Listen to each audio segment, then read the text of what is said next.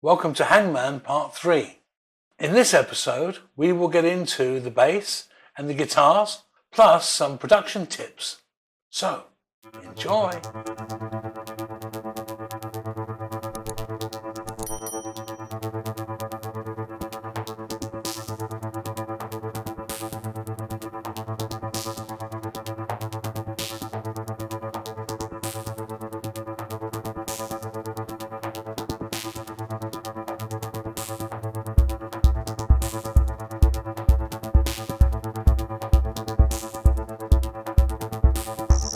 So if you remember when I showed you Chocolate, I explained how I recorded the bass by using the kick drum microphone that we use for the kick drum on the bass speaker. This helps because each microphone has its own character, so I like the kick drum and the bass to have a similar character. So my kick mic preference is an AKG D112, which is shaped like an egg, which I used on the kick, so I used that on the bass speaker. Okay, so a good tip here is something to remember. No speaker sounds the same. They're all different. Even though they're the same model, they don't sound the same. So for example, on a 4x12, which is 4 speakers, get on your hands and knees, have the bass player or guitarist play through what they're going to record and listen to each speaker individually.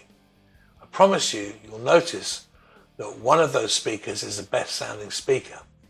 So put your microphone on the best sounding speaker. And if you're using 2 mics, obviously put the second mic on the second best sounding speaker. So for guitars, my preferences are a Marshall head and a 4x12 cabinet. I also like Mesa Boogies, same situation, a head and a 4x12. And then I like to use a combo amp. My favourite is a Vox AC30.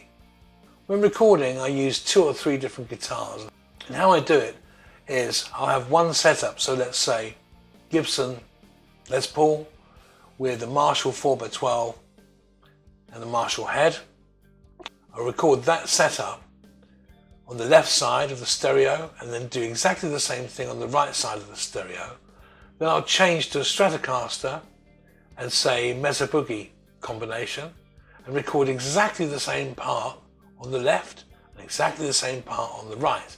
And that's how I get my big guitar sound.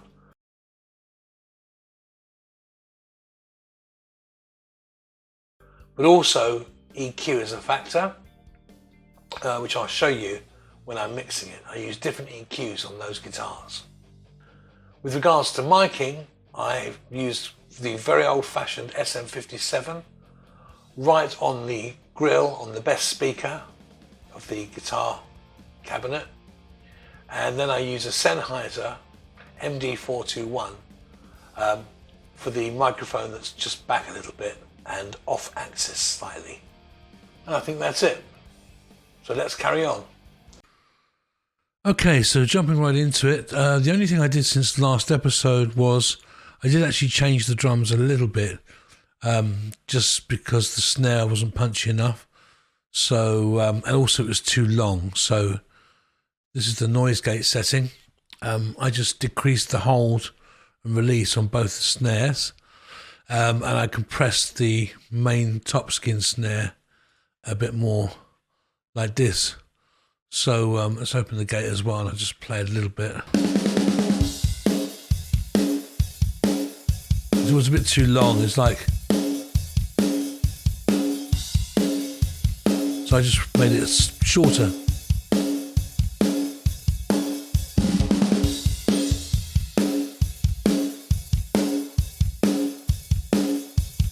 You hear it if I take the reverb off.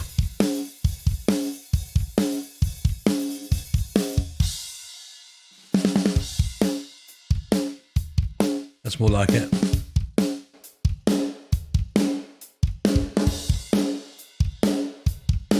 Yeah, I mean, it sounds like too much snare and too much reverb, but when you get the guitars in, it soaks all that up. And now, let's get into the bass. So here is the bass group.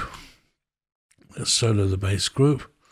And these are the different signals. So this is the bass line. So this is the line, the direct input. This is the high mic or the horn speaker, and this is the low mic. So if we listen to what they sound like one by one.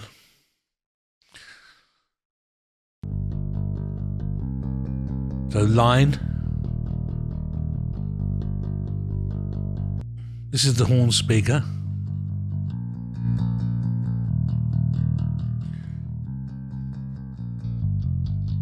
And of course, it's the low mic.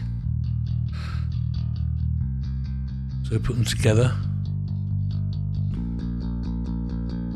Yeah, so I use the line for definition. I use the high mic for character.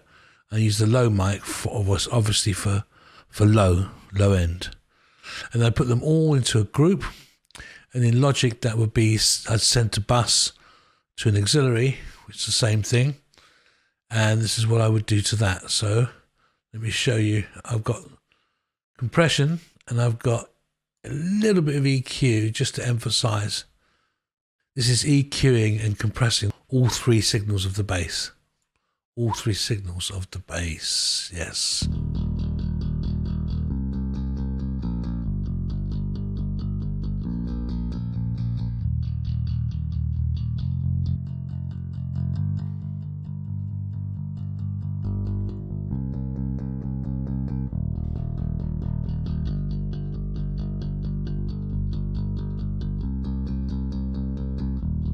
Okay.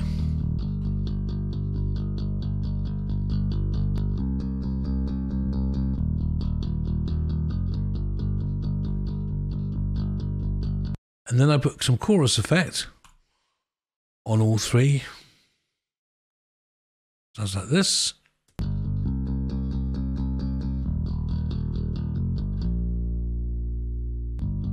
There he is. So do you remember I said I set up lots of effects units to use? And here they are. This is my chorus effects in general. A large hall, a big hall, a medium room, harmonizer for the vocal. This is a delay effect for the guitar, I think, or the vocal. No, it's for the guitar. And this is a tremolo effect, which is for guitar. So that's all my returns, my effects returns, which you'll see come into play as I switch all of these on. So now let's hear the bass with the drums.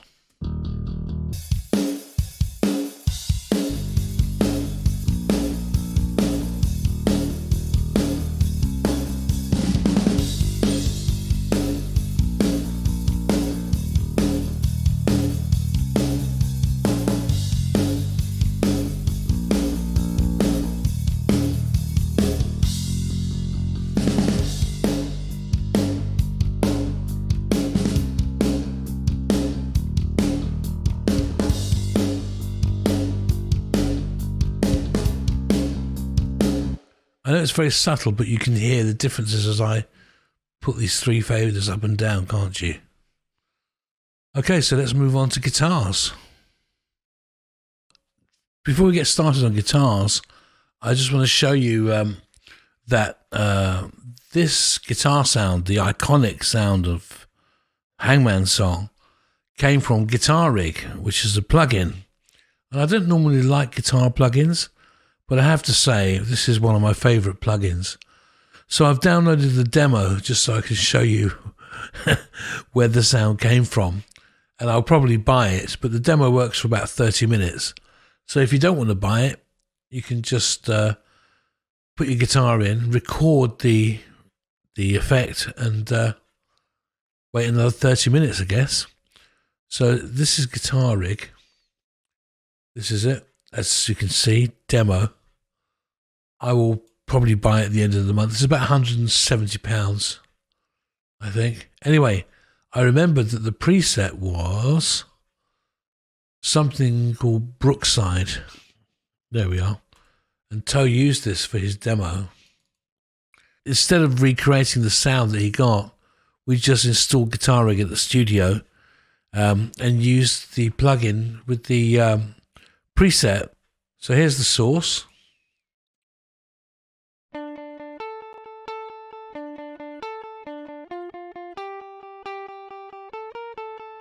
We normally put an insert here, but to do it professionally in the studio, we use the send and returns. We send to Guitar Rig and return the guitar into here with all the other effects. So it would sound like this. Ah.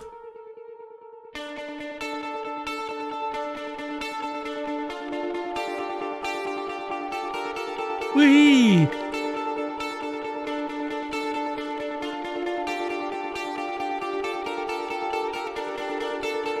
I'll just show you that.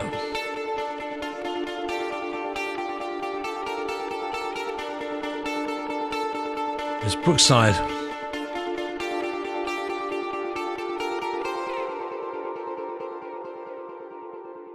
So obviously we changed that a little bit. I tweaked it and took some of the delays down.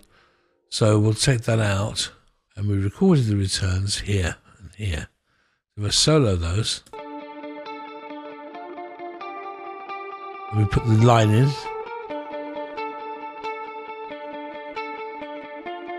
And there you have it.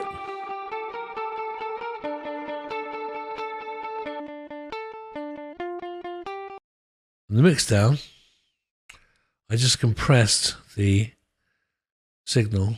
So here's that's guitar rig, that's guitar rig. This is the source.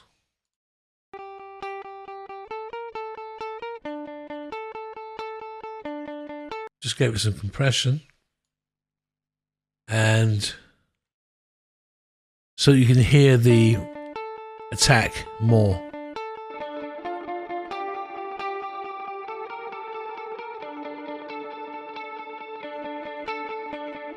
There we are. So I guess the next thing to show you is the rock guitars. As I explained earlier, you know that I use multiple mics and all the rest of it. Okay, so here's the first set of rock guitars. And these, have a listen to these first.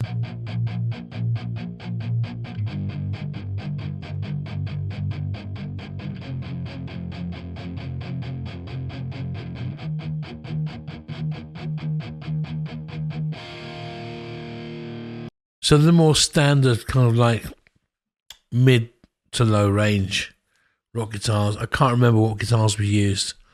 And here's my second set of guitars.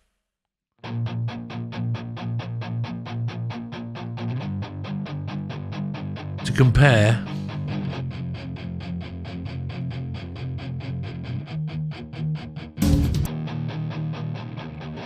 So these ones are more trashy. These have got more high end in, right? And there's two areas of EQ that I use with rock guitars, which I think are the most important parts of them, which are 8K and 550 hertz.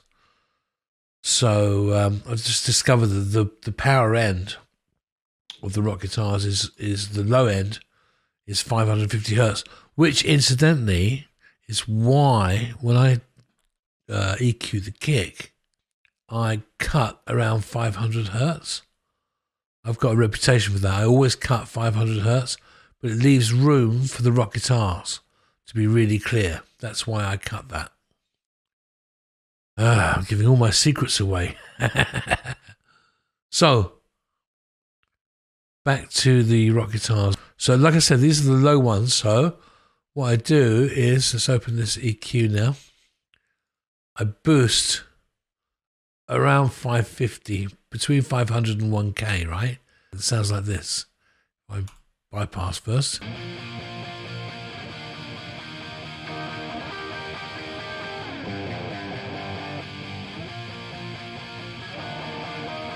Just kind of a oh sound. But you'll see it's very busy in this area around the 500 where I've cut everything else. So they provide the power. And then the high-end guitars are here.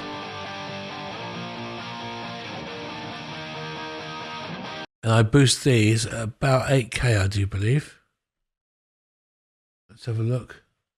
Yeah, around 8K, look. So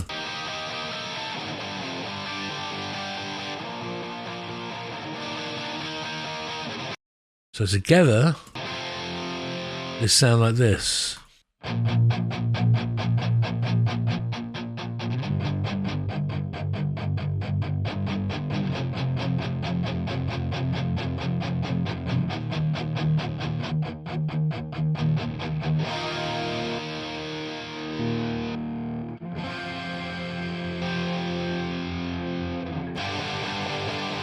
Woohoo!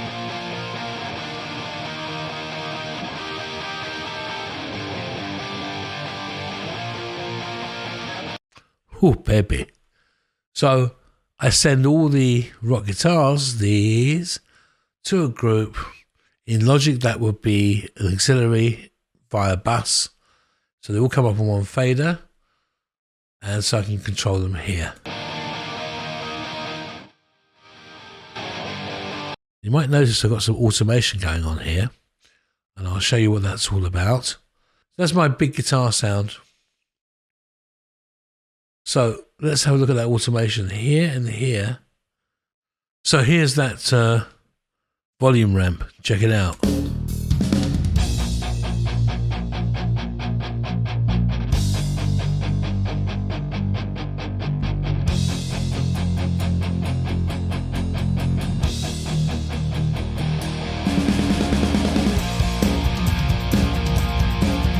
Yeah.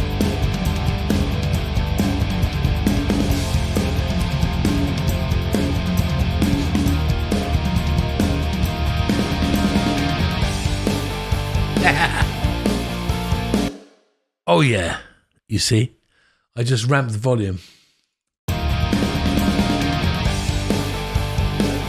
Just gives it a bit of excitement.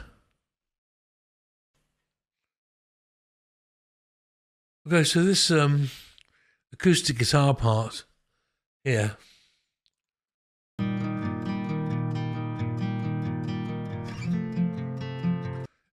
You know, those intro guitars are cold sounding. So the warmest thing I can think of is an acoustic guitar. Acoustic guitar reminds me of home and talking to your inner self. So he says, May long, long bai krang, which means even if I fall down again, I'll still fight on. Mayom tojai. I refuse to be discouraged. Mayom haikrai yuchan. I refuse to let anyone stop me. But he's kind of talking to himself. So that's why I tried to make it sound warmer, if you can see what I mean. So to make something a bit different, use these guitars here as a lift.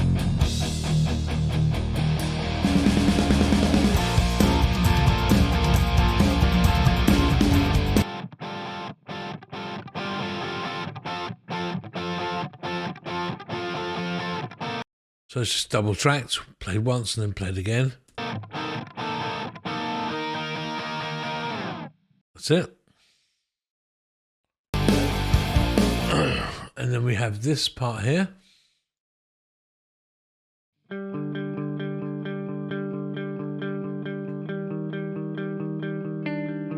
Which we put delays on stuff to make it sound nice and cold. So I put some room effects on there. Let's have a listen.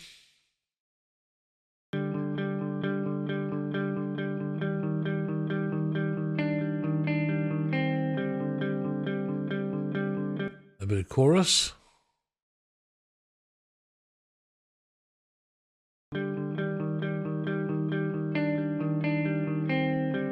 And delay, of course.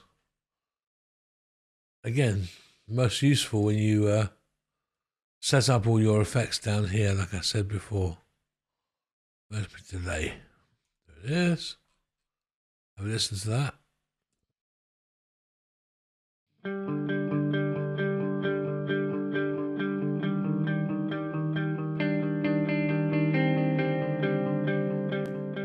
And on insert, I put some compression. I go to the single strum, sounds like this, without anything on it. So we will compress it and EQ it a little bit to emphasize the highs. bit of effect. Effect sends, of course. Large hall. Reverb.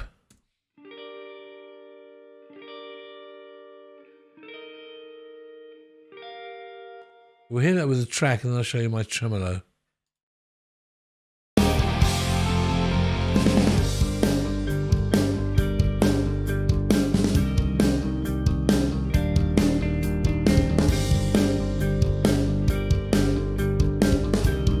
Okay, now with the tremolo, let's solo it.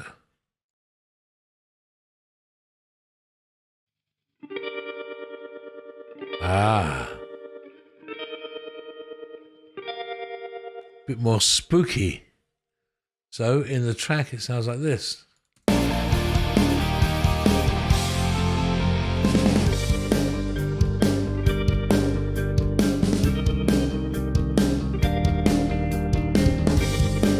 Yeah.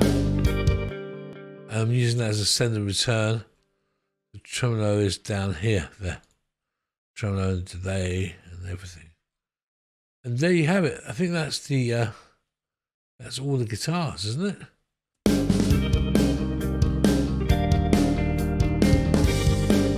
Spooky. It's bringing you in. He's explaining. He's explaining. And now he gets more positive and more assertive.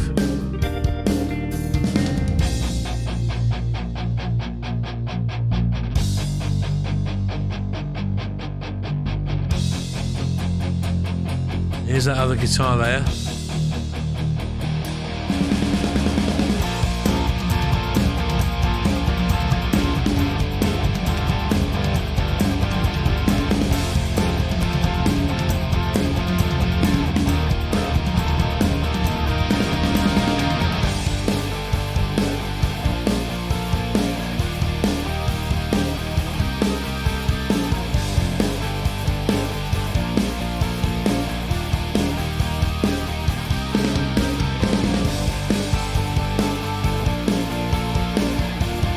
Go.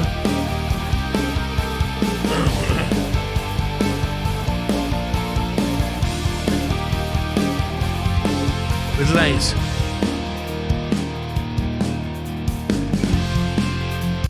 Okay, so these acoustics got a bit of room on them, a bit of chorus on them to make them wider. Let's just show you that quickly.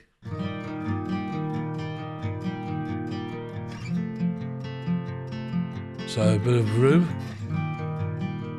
Put some in the room. A bit of chorus.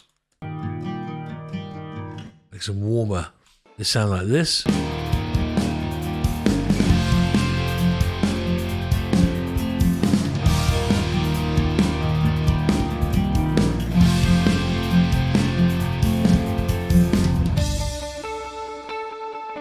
Back to the cold sound.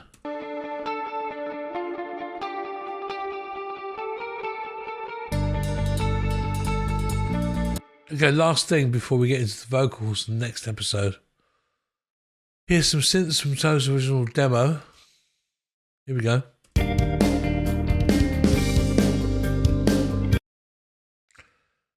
And it's in the bridge part. I love this because it's so simple and so sweet.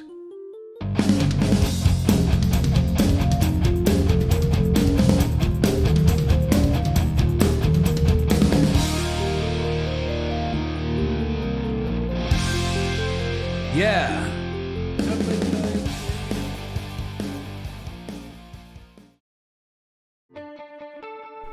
Toe, my friend.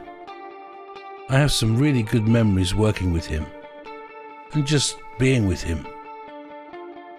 Amazing singer, writer, unique lyricist, and a nice guy. This album was the last time we worked together and saw each other over 12 years ago, and it means a lot to me because it's also some of my best work.